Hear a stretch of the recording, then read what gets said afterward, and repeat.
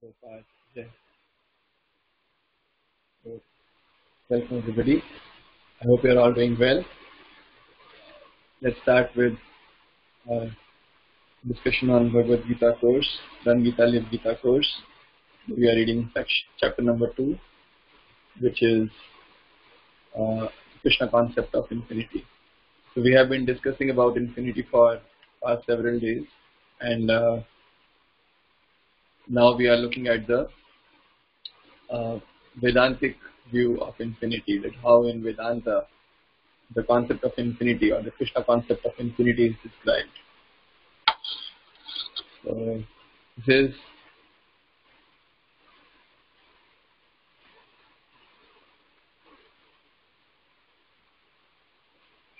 so yesterday we read about what Arjuna concludes about Krishna, and he says that his understanding, he's explaining, he's narrating his understanding, which is that Krishna is Param Brahma, Param Dhama.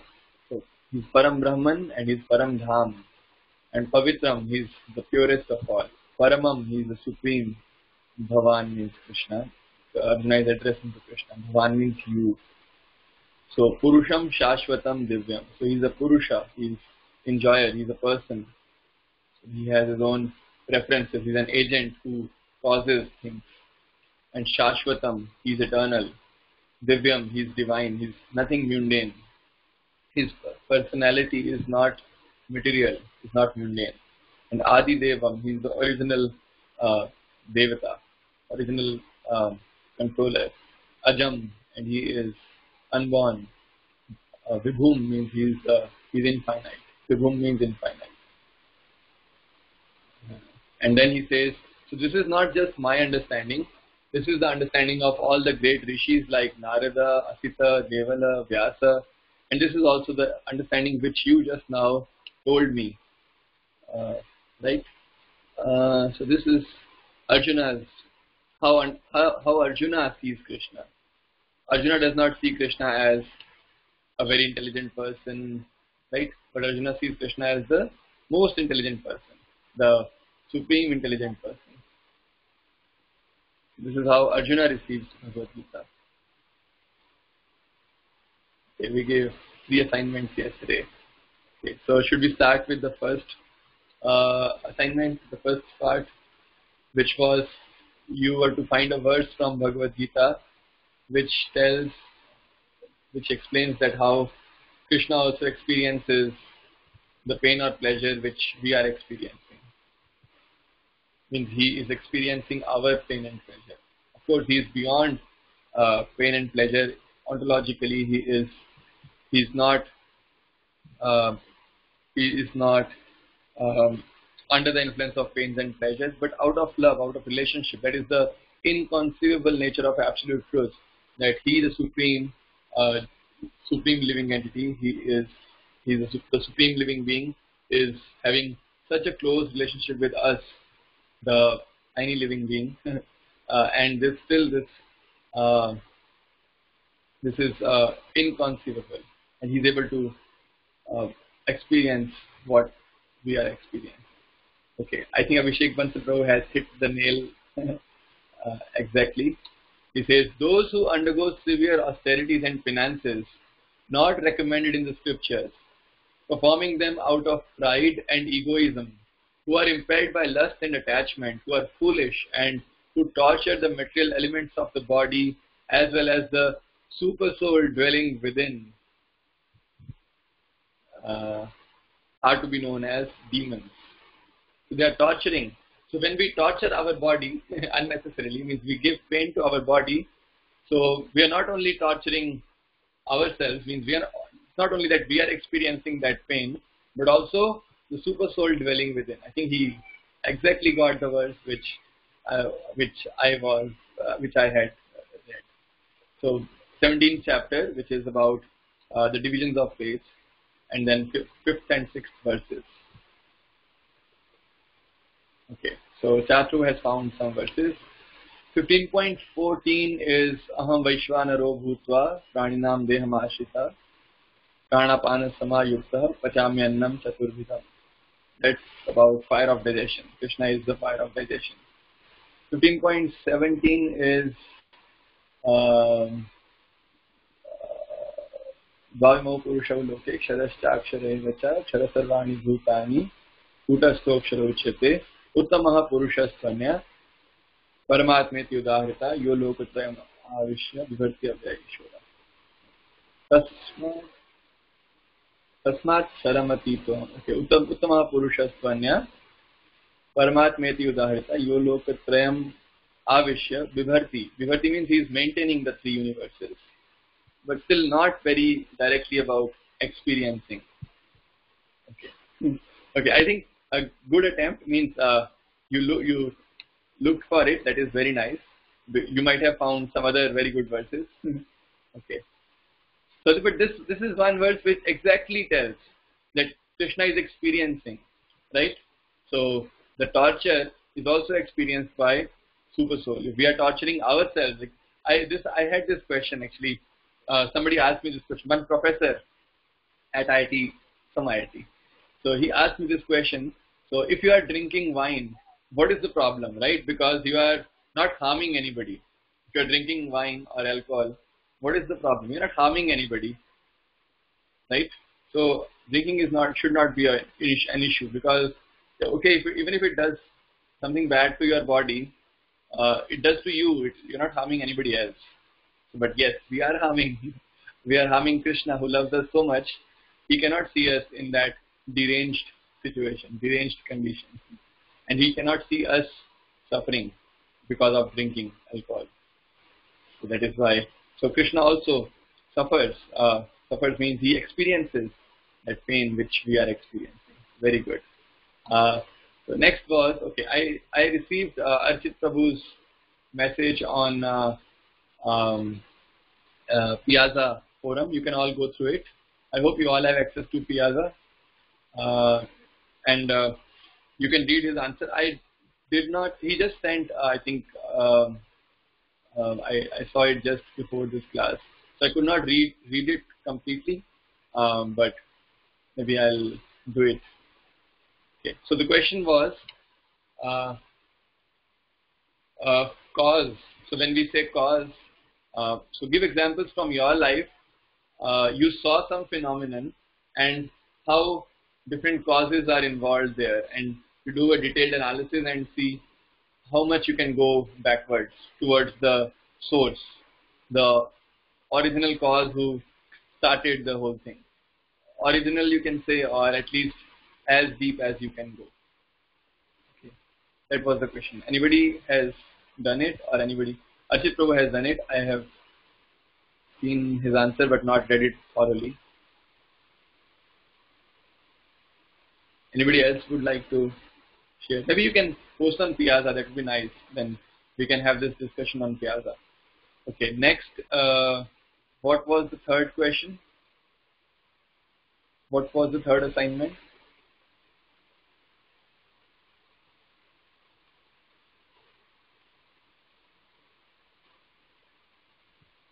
Man in ignorance, river pollute, will not be able to appreciate the beauty of river, will see river just as. Okay, so three kinds of people. Means how the question was asked yesterday, that Chahat Prabhu asked this question. When we, our thoughts, do they affect what we experience, or do they also attract different people towards us? So we were discussing about three modes, and how three modes. We call the. So like people, they meet together.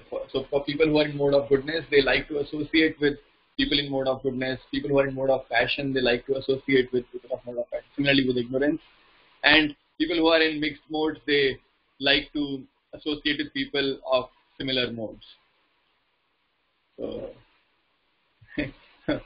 just a poor joke. So they are trying to minimize the KL divergence between the three modes. Okay, I'm sorry if you don't understand that. So man in ignorance. So okay, so the assignment was, if a person sees same object can be seen by different people in different ways, depending on the modes which are affecting them. So we ask for three extreme examples. A person in mode of ignorance, how will that person look at a river? A person in mode of passion, how will that person look at the river? And similarly, person in mode of ignorance. Right? Okay. And so here is answer from Abhishek Prabhu. He's saying, river. I think we chose an object called river. A person in mode of ignorance, let's start with that. He will pollute the river, will not be able to appreciate the beauty of the river, will see river as just carrying some dirty water. Just something carrying dirty water. Yes. And a person in passion, he might appreciate river, but for his enjoyment. For example, river rafting. Will not be able to appreciate the creator. Man in goodness will see river as some holy gift or of Lord, and will see it as an important part of ecosystem sustaining variety of life forms. Very nice analysis. So Abhishek Prabhu is saying, a person in mode of ignorance, because he has no knowledge, he will pollute the river. Right? He is because of his ignorance. One characteristic of ignorance is that the person harms himself and also others. That is one characteristic property of ignorance, which is defined in 14th chapter. He harms himself as well as others. So he will harm the river inhabitants. He will harm the river. He will harm the life, the ecosystem in the river, and he will not be able to appreciate the beauty of river, because a characteristic of mode of ignorance is that such a person is never interested in knowledge. So he will see river as just carrying something carrying dirty water. Okay, I don't know how, because if the river is clean, how will he see it as carrying dirty water? Maybe he will make the river dirty and will not he cannot differentiate between clean river and dirty river. Right? Okay. Man in passion. So might appreciate the river for his own enjoyment. So that is the primary defining characteristic of mode of passion, that the person is too much after sense gratification. So he will see river as a nice opportunity for sense enjoyment. He will go for river rafting, take a lot of pictures and post to his friends, and so will show how I'm a very cool guy, right? Cool person in mode of passion, and he will not be able to appreciate the creator. Yeah, they are selfish in the sense that they will use it for their own purpose, selfish purpose, but he will not appreciate. What to speak of the creator, but even he will not appreciate people who are maintaining that river currently, right? He will not be able to appreciate anybody who is helping in maintaining that river nicely. Okay.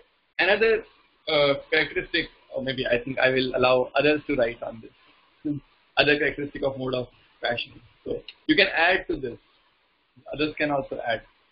Okay. Man in goodness. A person in mode of goodness will see river as a holy gift from the Lord. So you say, so this is the quality of mode of goodness. The person seeks knowledge. So primary defining characteristic of mode of goodness is that we seek knowledge and we seek healthy life. So he will see it as an important part of the ecosystem sustaining variety of life forms. So when he sees different life forms falling happily, then he will also feel happy, because he will see others are also happy. So because he is in mode of goodness, he is in knowledge. He knows that if other life forms are also happy, then the ecosystem will be very good. And he also knows that other people also experience, or other life forms also experience happiness and pain. When other life forms are experiencing happiness, he feels happy with them. And maybe I can add one more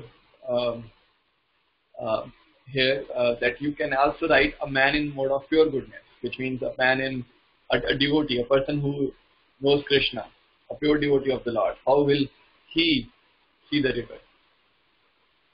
Okay, I think you can take your time, go through the 13th chapter if you want, and see more characteristics of different modes and find more examples. Right?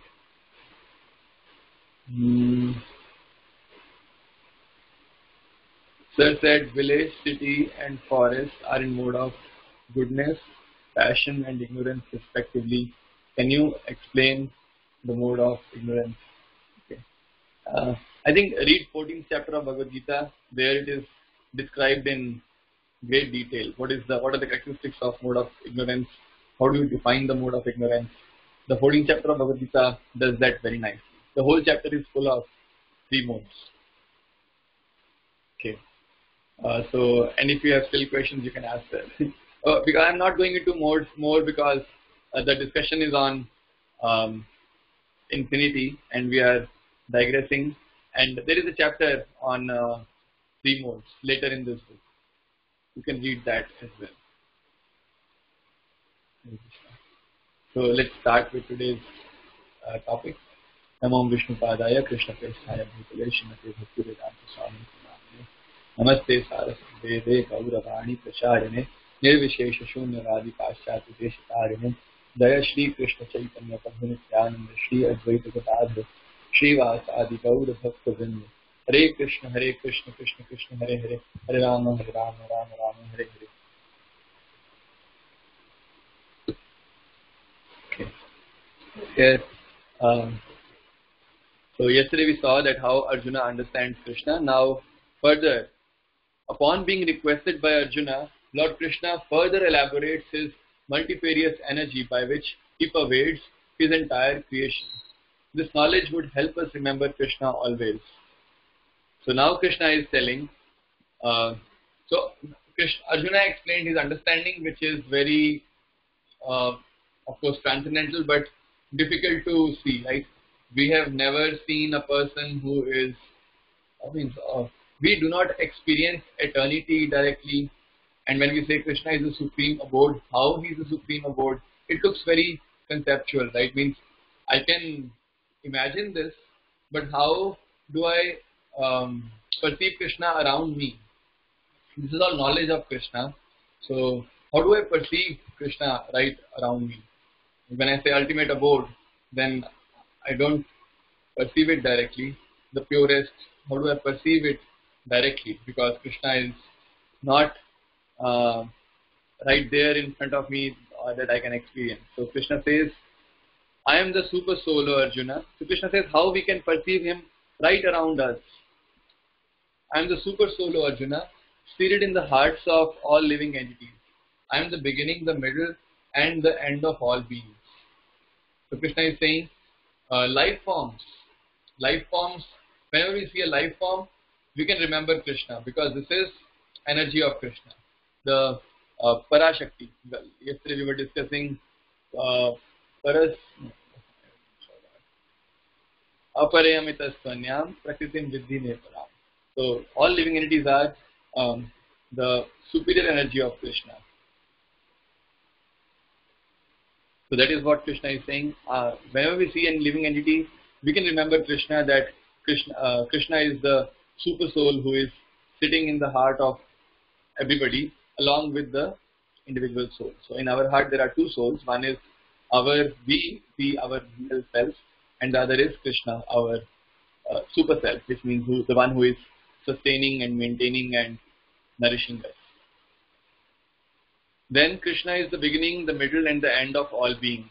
So we are completely dependent on Krishna. He further says, amongst the Adityas, he is Vishnu. Okay. Adityas are the sons of Aditi. Sons of Aditi, they are called Adityas. Who is Aditi? She is the wife of Kashyap Rishi. So Kashyap Muni's wife is Aditi. She has got many sons. 12 of them are famous as Dwadash Aditya, the 12 Adityas. And who are they? They are Indra, Surya, like that, 12 demigods. And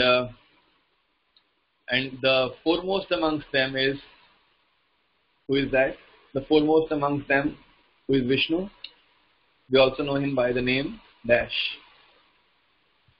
Aditi's sons, Aditi and Kashyap's sons, amongst them, Lord Vishnu is Dash.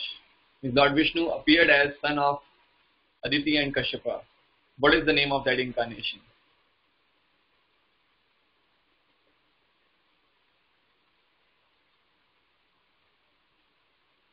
Lord Vishnu appears as son of Aditi and Kashyapa. What is the name? Small boy. Yeah, that is the translation. Now what is the Sanskrit name?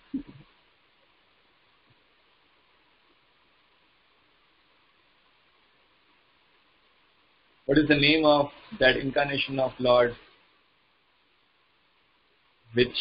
who appears as son of Aditi and Kashyapa? Okay. I can give more hints. He's famous for three steps. Okay. Three steps from one king, a great king. He asked for 3 steps land from a great king, and while yes, Vaman there. while measuring those 3 steps, he covered the entire existence, basically all the kingdom, which was down from the lower planetary systems up till the higher planetary systems. So Krishna covered in 2 steps, and third step he placed on the head of that king. The king gave himself. He said, "Okay, take me also." Who is that king? Bali. Bali Maharaj. I'm sorry, not Bali. Bali is Sugriva's brother. Bali Maharaj, the king Bali. He, after whom, when we give some charity, it is always called what? Balidan. Balidan means the highest form of charity. Balidan. Because Maharaj Bali gave himself as charity. He said, "Okay, take me as charity. What more can I give?" That is why Bali Maharaj is very famous. And Lord Vaman, because he gave charity to Lord Vaman Dev. And then we have, okay, amongst the Adityas, he is Vishnu. Amongst the luminaries, he is the radiant sun. So we have not seen a source of light as bright as sun, right? Sun is the brightest source of light, luminary we have seen. That is why whenever we see sun, we remember Krishna, because the sun is Krishna's energy, and whenever we need light, we see a small bulb and we see, oh no, this is so insufficient. And then when we see sun, we say, oh, this is so much sufficient. So Krishna is the sun. Means whenever we see sun, we remember Krishna. Are there other natural luminaries other than sun in material world? There are other luminaries like moon is one, but then people say, okay, moon is reflecting sunlight, or moon is, that is one thing. Yeah, I think in natural luminaries, sun is the most prominent one. Others are not significant. Like you may say moon is there, or what is it called? Stars are there, or you can say glowworms are there, but they are not very significant. We won't use them for any purpose which needs light. Okay, the question is Vishnu and Krishna different? No. They are same, but they perform different.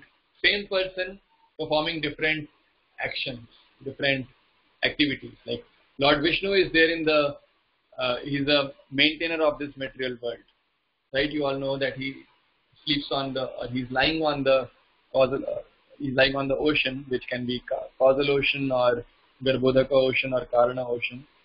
So 3 Vishnu forms. Vishnu is lying on the ocean and he's maintaining the entire universe.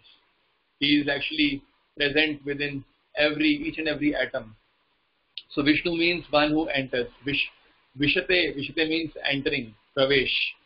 So like we have Pravesh, similarly Vishnu. The same root, entering. So Lord Vishnu. So when Lord Krishna enters into this material world, he is known by the name Vishnu. So Lord has got all his names based on his different pastimes, different activities. Lord Vishnu is the name uh, when we call Krishna, by which we call Krishna when Krishna is performing this activity. And because Krishna is infinite, he can perform infinite number of activities at the same time. Right? Lord Krishna is entering the universe, maintaining the universe, entering each and every atom, maintaining them. That is, then he is called Vishnu. And when he is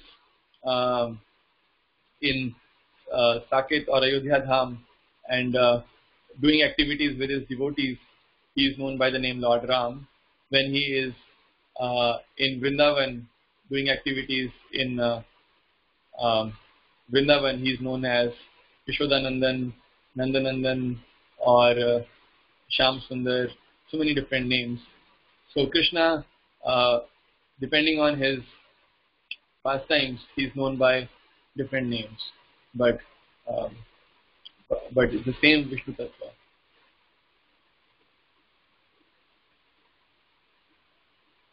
Yeah, yes, both reflect light of sun. Yeah, so both moon and stars, they reflect the light of sun. How do they do that? I don't know. I am not an expert in astronomy. You can ask her. And further, amongst the stars, he is the moon. It means in the night sky, the luminaries, he is the moon. In the night sky, there is no sun, but there is moon. And moon is the most prominent source of light in the night. So, stars, they do not have much light, right? Whenever there is no moon, even if stars are there, we cannot see anything. But when moon is there, we can see everything. So much so that we even sometimes don't see stars because the moonshine is so glaring, we are not able to see stars also around the moon. Amongst the Vedas, he is Samaveda. Amongst the Vedas, he is the Samaveda. Amongst the demigods, he is Indra. Okay, so why Krishna is Samaveda amongst the Vedas? I don't know. There are some technical reasons. So what are the different Vedas? Rig Ved, Yajur Ved, Samved, Atharva Ved. What is the content of each of these Vedas? And so mostly these are rich mantras which are recited during different yagyas, different rituals. So these are the Vedas. And what exactly the technical details of these rituals and these mantras, those I'm not an expert in. If you want, I can tell you some devotees who are really expert in that, and they can tell you. But I don't know. Okay. So amongst the demigods, he is Indra. So amongst all the demigods, the king of all the demigods is Indra. So just like Indra, when we see demigods, when we see Indra, we really feel, oh, he is the topmost demigod. And then remember Krishna, that similarly, Krishna is the topmost living entity. And also, the power in Indra is coming from Krishna. So Indra is the one who receives all the shares of sacrifices. When we do, when in earlier times, or even now, if I don't know now, but earlier times when the Vedic sacrifices were done, like yagyas and rituals were done, so that time Indra is given the first, or the most, not the first is given to Krishna, Vishnu, but Indra is given the share, and he is very important in Vedic rituals. Amongst the Rudras, he is Lord Shiva. And amongst the priests, he is Brihaspati. So Brihaspati is the priest of all the demigods. He is considered as, he is the guru of all the demigods, and he is also the most intelligent amongst the demigods. And amongst the mountains, he is Meru. Meru Parvat is the largest mountain. I'm not sure what exactly is Meru Parvat, but Sir has explained in his lectures. I don't remember, but Meru Parvat is, I think, no, I won't speculate. It is something. He is the super soul situated in every spiritual and material atom. So Krishna is like Vishnu within every spiritual and material atom. So in the material atom he is called Vishnu. In spiritual atom he is Krishna himself, because he is known by the name Krishna himself, because he can reciprocate directly there. And he is the ability of man. So so why a man is man? Because he has got ability. So Aurusham Rishu, and that is Krishna. If Krishna is not there, a man won't be man. If Indra is not there, no demigod will be able to survive, right? When Indra is not there, other demigods also cannot exist, because Indra is the king. So when some demon comes, what does he do? He attacks the Swarga to get the kingdom of Swarga, and he just defeats Indra. Once Indra is defeated, all demigods are wiped out. Means all demigods have to run for their lives, because that demon has won it, and he rules the Swarga planet. We see so many demons and daityas, they have ruled Swarga for some time, and they all did by defeating Indra. Just defeat Indra and that's it. Everything is done. So if Indra is removed, everything else collapses. Similarly, if Krishna is removed, everything will collapse. And like that. Okay. And then finally, Krishna says, after such narrations, he equivocally declares, Athava bahuneyatena kim znatena tavarjuna vishtabhyahamitam kritsnam ekam shena sthido jagat. Krishna is saying, so Krishna says, I cannot give you more details because the details are inexhaustible. But just know it in short, with a fragment of my energy, I pervade and support this entire universe. It's a single fragment of myself. So Krishna does not have to expend too much power to do things. Just with a little fragment of his energy, he can sustain infinite number of universes. This is unimaginable. Just like now, to understand this, go back to the infinity example, that how infinity, let's say, the number line, the all set of all real numbers, you can get everything from there. Any number you imagine, and it is there, right?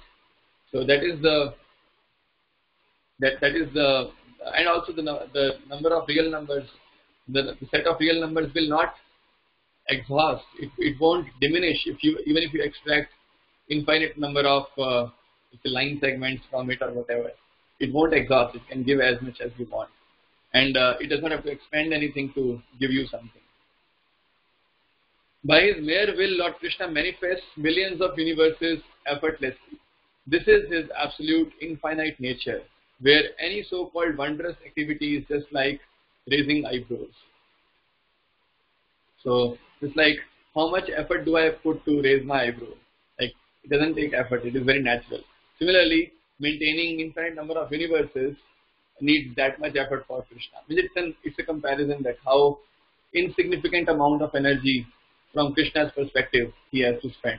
From our perspective, it is all the energy of the universe. Right? So Krishna effortlessly creates, sustains and maintains every aspect of all the universes. It is not that he has to work very hard to do this. God doesn't have to take any stress for maintaining and sustaining his creation. That's why Lord Krishna is advising Arjuna that this detailed knowledge of him in terms of opulence will not help anyone to comprehend Krishna the infinity. So Krishna is saying, I am giving these examples, they're just analogies to point to that bigger concept, but it won't be able to give a complete picture, right? An example could be given in this context, which is very relevant. We have all read that story, the story of, maybe let's see who can guess, that with our limited perception, we can know very limited about some very big concept. And based on my perception, I will describe that concept differently. There is a very nice story, very famous story, which frog in the well. Okay. Yeah, he is describing, but there is no difference. No, means there are not many frogs who are giving different narratives of the same word, cobbler and Brahmana. Um, Cobbler describes absolute truth in one way, Brahmana describes in some other way. Is it that? But still, it does not say how both are limited and they both have limited understanding of Krishna. Means, my question is, there is some concept which is really very huge, and there are individuals who have very limited power, ability to perceive, and depending on their limited ability, they perceive some part of that bigger concept, and they describe it, and they all differ in their descriptions. And there is no way they can reconcile because they are limited and they are experiencing different aspects of that same concept. So they differ inevitably. Yes, one elephant and blind man. Good example. Thank you. This is a very nice story. So there is a big elephant, and these blind men, they have never seen an elephant. So they have never seen, or because they are blind. But they have seen other things. Means when they had eyes, they had seen so many things. But now they have become blind. They cannot see any further. So now somebody tells them about an elephant, and they don't know what is an elephant. So somebody says, okay, there's an elephant here, you can experience it directly. They go, and eyes are not working. What will work? Ears will work, or the touch sensation will work. Smell will work, and taste will work. So they cannot taste the elephant. They cannot smell, maybe smell, yeah. Hearing, yeah, they will all hear the same kind of sound. But touching will be very different. So somebody touches the legs of the elephant and he says, oh, this must be like a pillar, because he has seen some pillar in the past, and this leg is also like a pillar. And then there is one person, he finds the belly of the elephant is huge, really huge. When he touches it, it's like a wall, very solid wall. And he says, oh, elephant must be like a wall. Somebody touches the ear of the elephant and he sees, oh, it's a very soft fan. And he says, oh, elephant must be like a fan. Elephant means elephant is like a fan. And they all differ in their descriptions. And but the problem is my limited ability, right? I cannot experience beyond certain limitations. That is why we differ. So that's what Krishna is saying, that all these examples are limited. They just tell you different limited aspects of Krishna's energy. But he says, if you want to get a feel of the complete energy, then take this, that I don't have to spend any energy to maintain this. Okay. I think these concepts are very nice, very nicely presented by Krishna, and then compiled here and elaborated by Sir here. But we won't be able to make use of it, or we won't be able to enter into this knowledge unless we practice. Practice means, so with our practice, we show our sincerity to Krishna that we are really interested in knowing about you. And then Krishna gives us the intelligence. Like Krishna says, which verse of Bhagavad Gita Krishna says that when we endeavor sincerely with our practice, then Krishna gives us the intelligence by which we can understand Him. Dami buddhi yogam tam yena mamupayante. Tesham nityabhiyuktanam bhajatam priti purvakam. Dami buddhi yogam tam yena mamupayante. So Krishna says, Tesham nityabhiyuktanam. Those who are endeavoring without stopping. Daily they are endeavoring. Daily means all the time. Nitya means all the time they are endeavoring to know Krishna with their practice. And bhajatam priti purvakam. Bhajatam is the practice, the bhakti. With the bhakti process, they are endeavoring to know Krishna. And Krishna says, I myself give intelligence. He won't do it indirectly, in the sense he will make some indirect arrangement to give us knowledge. No, it says, I directly give you knowledge. I will directly teach you the meaning of Bhagavad Gita, the knowledge of absolute truth. So Krishna will personally give us the intelligence, but for that we have to show our sincerity. We have to be sincere in our practice. And our practice, most importantly, is what is our most important practice?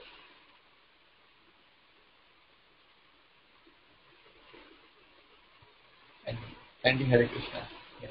So chanting Hare Krishna is our most important practice, and we do it regularly. Let's say we are chanting, somebody may be chanting 8 rounds daily. Mostly, it is recommended to chant 16 rounds at least daily. Means you should chant 16 daily, and if you have more time, or if you want more, you can chant more, but at least 16 daily. This is the meaning of uh, bhajatam pritipurvakam. Yesham nitya abhiyuktanam bhajatam pritipurvakam. So, so if we are able to do that, if we are very sincerely doing chanting daily, then this knowledge will come very naturally to us. Very slowly, it may take some time, no problem, slowly, but it will come very naturally. Uh, Otherwise, we will become like armchair philosophers. Armchair philosophers means they don't do anything. They just sit on the chair and uh, they just speculate. We will become speculators. We should not become speculators. We should do practical spirituality, because speculation has no end. Then we become like we will whatever we will speak, it will be of no meaning, because speculations have no meaning. Okay, with that we can end here, and if anybody has questions, you can ask tomorrow. We have 2 minutes. If you have questions, you can ask. And how much is remaining? Okay, I think we are almost done. Maybe by tomorrow we should be done. Okay, and then you can give your exam online. And yeah, I think we are going a little slow. We can speed up from the next chapter. We will speed up a bit.